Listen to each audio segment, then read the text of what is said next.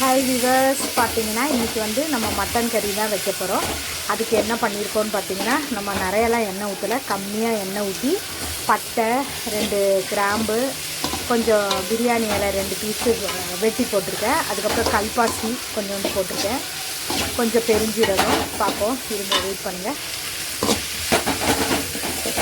இது நல்லா வாடட்டும். அதுக்கப்புறம் பார்த்தீங்கன்னா நம்ம வந்து இப்போ தக்காளி ஆட் பண்ண போகிறோம்.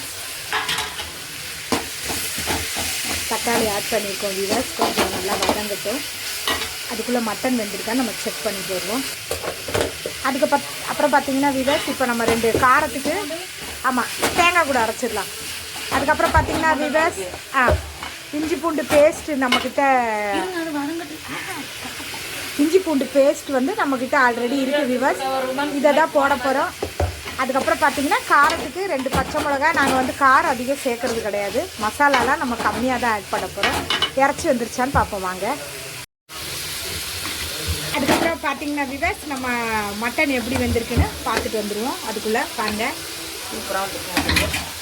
சூப்பராக வெந்திருக்கேன். ஆமாம் விவர்ஸ், நல்லா வெந்திருக்கு. அதுக்கப்புறம் பார்த்தீங்கன்னா நம்ம தேங்காய் தான் இப்போது எடுத்துகிட்டு இருக்கோம். அதை எடுத்து மிக்சியில் அரைச்சிடலாம். இஞ்சி பூண்டு விழுது உங்களுக்கு ஆல்ரெடி காட்டியிருக்கேன் நான். அதுக்கப்புறம் இதை வந்து நம்ம கொஞ்சம் இப்படி நல்லா வதக்கிடுவோம்.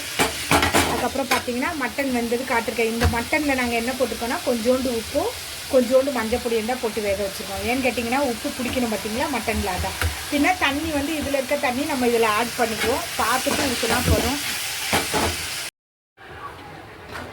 ஹாய் விவர்ஸ், பார்த்தீங்கன்னா மட்டன் கறி இப்போ ரெடி ஆகிட்டுருக்கு. இன்னும் கொதித்து கொஞ்சம் வற்றணும். ஏன் கேட்டிங்கன்னா, நாங்கள் இவ்வளோ தண்ணி வச்சோன்னா நாங்கள் நைட்டு இட்லிக்கு தான் இது பண்ண போகிறோம். அதனால தான் பாருங்கள்.